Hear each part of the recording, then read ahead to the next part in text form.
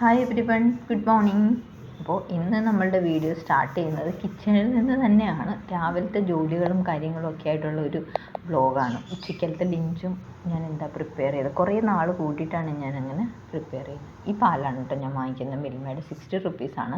പക്ഷെ പെട്ടെന്ന് ഈ പാലല്ല, ഇതിന് മുമ്പ് വാങ്ങിയ പാലുകൾ പെട്ടെന്ന് ചീത്തയാവുന്നുണ്ടോ, ഞാൻ പാല് ഫ്രീസ് ചെയ്ത് വെക്കുകയാണ് ഇപ്പോൾ പതിവ്.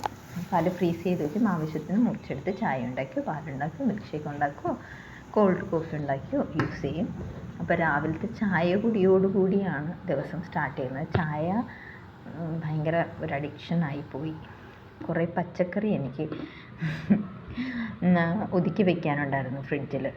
എന്തിനാണ് ഞാൻ ഇത്രയും പച്ചക്കറി വാങ്ങിയെന്ന് ചോദിച്ചു കഴിഞ്ഞാൽ എനിക്കും അറിയില്ല. ഞാനൊരു സാമ്പാർ മിക്സും പിന്നെ ഒരു ഇച്ചിരി പച്ചക്കറിയാണ് ചോദിച്ചത്. സാമ്പാർ മിക്സ് ഇത്രയും വരുമെന്ന് ഞാൻ സ്വപ്നത്തിൽ പോലും കരുതിയില്ല.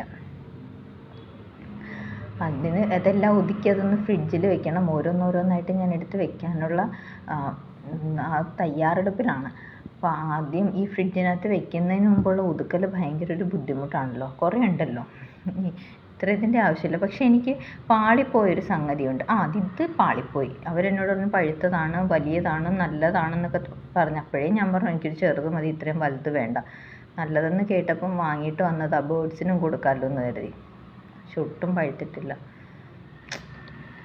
എന്തായാലും ഞാൻ ഫ്രിഡ്ജിലേക്ക് സാധനങ്ങളൊക്കെ ഒതുക്കാൻ തുടങ്ങി. ആദ്യം ഇതൊക്കെ ഓരോന്നോരോന്ന് സെറ്റ് ചെയ്ത് ഫ്രിഡ്ജിൽ പ്ലാസ്റ്റിക് കവർ വയ്ക്കാൻ പാടില്ല എന്നാണ്. പക്ഷെ എന്ത് ചെയ്യാം, എൻ്റെ കയ്യിൽ വേറെ ഓപ്ഷനില്ല. ഇത് ബുട്ടാസ് മോൾക്കും മറ്റേ നമ്മുടെ ബേർഡ്സിനും വാങ്ങിയതാണ്. ഇത് ഞാൻ വീട്ടിൽ നിന്ന് എടുത്തിട്ട് വന്നതാണ്. എൻ്റെ വീട്ടിൽ നിന്ന് പറിച്ചുകൊണ്ട് വന്നതാണ്. ഇതൊക്കെ 2-3 ഇരുമ്പമ്പുളിയും പിന്നെ ഇച്ചിരി ഒരല്പം മുരിങ്ങയിലയും ഒക്കെ എടുത്തിട്ട് അവിടെ നിന്ന് എടുത്തുകൊണ്ട് വന്നു. പിന്നെ എല്ലാം പെട്ടെന്ന് തന്നെ ഞാൻ ഒതുക്കി വെച്ചു കേട്ടോ. പെട്ടെന്ന് എനിക്ക് തോന്നുന്നു ഒരു 10 മിനിറ്റിനുള്ളിൽ തന്നെ അത്രയും വെജിറ്റബിൾസ് എനിക്ക് സെറ്റ് ചെയ്യാൻ പറ്റി. അത് കഴിഞ്ഞ് ഉള്ളിയും ഇഞ്ചിയും വെളുത്തുള്ളിയും അതുമൊക്കെ എടുത്ത് ക്ലിയർ ചെയ്ത് വയ്ക്കും. ഇത് ഹരിതകർമ്മസേനയ്ക്കുള്ളതാണ് കേട്ടോ. ഇത് ഹരിതകർമ്മസേനയുടെയാണ്. പിന്നെ ഞാൻ ഇതെന്ത് ചെയ്യണം എന്നറിയാതെ ഇത് കിടന്ന് കുറേയൊക്കെ ചിരണ്ടി എടുത്തു. പിന്നെയും കുറേ ബാക്കിയിരിക്കുന്നു. അപ്പം ഞാൻ ഓർത്ത് ഇതെന്ത് ചെയ്യണം, എന്ത് ചെയ്യും എന്നറിയാതെ ഞാൻ കട്ട് ചെയ്ത് വെച്ചിരിക്കുക. എനിക്കറിയില്ല ഇതെന്ത് ചെയ്യണമെന്ന്. അത് ഞാനപ്പം യൂട്യൂബ് നോക്കിയപ്പോൾ കുറച്ച് അച്ചാറിടാമെന്ന് കണ്ടു. ഇത് കുറച്ച് ജ്യൂസ് പഠിക്കാം, ബാക്കിയുള്ളത് അച്ചാറിടാമെന്ന് വിചാരിക്കുന്നു. പക്ഷേ ഭയങ്കര അബദ്ധമായിപ്പോയി.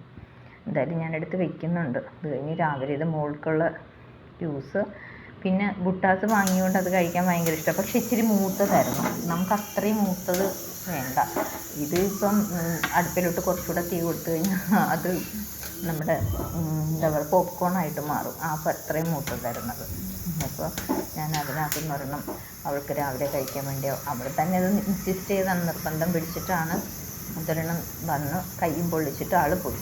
പിന്നെ അതെല്ലാം ഞാൻ എടുത്ത് റെഡിയാക്കിയൊക്കെ പുള്ളിക്കാരിക്ക് കൊടുത്തു. ഭയങ്കര ഇഷ്ടമാണ് ഇത് കഴിക്കാൻ. ഇതിൻ്റെ പുറത്ത് ഇങ്ങനെ ഉപ്പും നാരങ്ങയും ഒക്കെ. കുട്ടികൾ കഴിക്കാൻ ഇഷ്ടമുള്ളവർക്കാണെങ്കിൽ അത് നല്ലതാണ്. പിന്നെ ചാട്ട് മസാല ഉണ്ടെങ്കിൽ ചാട്ട് മസാല പുരട്ടാം കേട്ടോ. അതും നല്ല ടേസ്റ്റാണ് ചാട്ട് മസാല പുരട്ടുന്നത്. അതും കൂടെ ആണെങ്കിൽ നല്ല ഒരു ഫ്ലേവർ, നല്ല ടേസ്റ്റ് കിട്ടും. രാവിലെ ഇതൊക്കെ മതിയോ എന്ന് ചോദിച്ചു കഴിഞ്ഞാൽ ഞങ്ങൾക്ക് കുഴപ്പമില്ല കേട്ടോ. ബ്രേക്ക്ഫാസ്റ്റ് ഇങ്ങനെ എന്തെങ്കിലും ആയാലും ഞങ്ങൾക്കതൊരു വലിയ ബുദ്ധിമുട്ടല്ല. ലഞ്ച് ഇന്നത്തെ ഹെവിയാണ്. അത് എനിക്ക് നേരത്തെ തന്നെ അറിയാമായിരുന്നു. ഞാൻ ഹെവി ലഞ്ചാണ് ഇന്ന് പ്രിപ്പയർ ചെയ്യുന്നതെന്ന്. നോർമലി മോൾക്കുള്ളത് മാത്രം കുക്ക് ചെയ്ത് മാറ്റുകയാണ് പതിവ്. മോൾക്ക് ഏതായാലും നോൺ വെജ് കൊടുക്കാൻ പറ്റില്ല. അവൾക്ക് വെജ് മാത്രമേ സ്കൂളിൽ കൊടുത്തു വിടാൻ പറ്റുള്ളൂ. അതുകൊണ്ട് അവൾക്കുള്ളത് വേറെ പ്രിപ്പറേഷൻ, നോണൊന്നും അവൾക്ക് കൊടുക്കില്ല. ബാക്കി ഉച്ചക്കലത്തേക്കുള്ള ഊണിനുള്ളതും എല്ലാം കൂടെ റെഡിയാക്കി പെട്ടെന്ന് ഫുള്ള് ക്ലീനിങ്ങും എല്ലാം കഴിഞ്ഞ് പെട്ടെന്ന് ഞാൻ ഇറങ്ങി. അപ്പം ഉണ്ണാനുള്ള തയ്യാറെടുപ്പിലായിരുന്നു. പെട്ടെന്നുള്ള കറികളൊക്കെ കൂടെ കൂട്ടിയിട്ട് കഴിക്കാൻ ഭയങ്കര ആവേശമായിരുന്നു. എനിക്ക് സത്യത്തിൽ ഇത് നമ്മുടെ ഈ യൂട്യൂബേഴ്സിനെ തന്നെയാണ് കേട്ടോ. ഈ ഷോർട്സ് കണ്ട് ഇപ്പോൾ നമുക്കും ഇതൊക്കെ ഉണ്ടാക്കി കഴിക്കണം എന്ന് തോന്നി. ഞാൻ കല്യാണിയുടെ വീഡിയോ കാണാറുണ്ട്. ഈ കല്യാണിയുടെ വീഡിയോ ഭയങ്കര ഇഷ്ടമാണ്. അപ്പം ഞാൻ എല്ലാം എടുത്ത് വെച്ചിട്ട് കഴിക്കാനിരിക്കുമ്പോൾ എന്തൊരു സമാധാനമാണെന്നറിയോ. നല്ല ഞാൻ ആസ്വദിച്ച് കഴിക്കാൻ കേട്ടോ, ഇഷ്ടത്തോടെ സന്തോഷത്തോടെ. റൈസ് കുറവാണ്, പക്ഷെ കറികൾ ഞാൻ ഇഷ്ടമായിട്ട്. കാരണം ഇതൊക്കെ കഴിച്ചിട്ട് ഈ കക്കയിറച്ചി കഴിച്ചിട്ട് ഒരുപാട് നാളായി വെച്ചാൽ കുറേ നാൾ കൂടിയിട്ടാണ് കക്കയിറച്ചി കഴിക്കുന്നത്.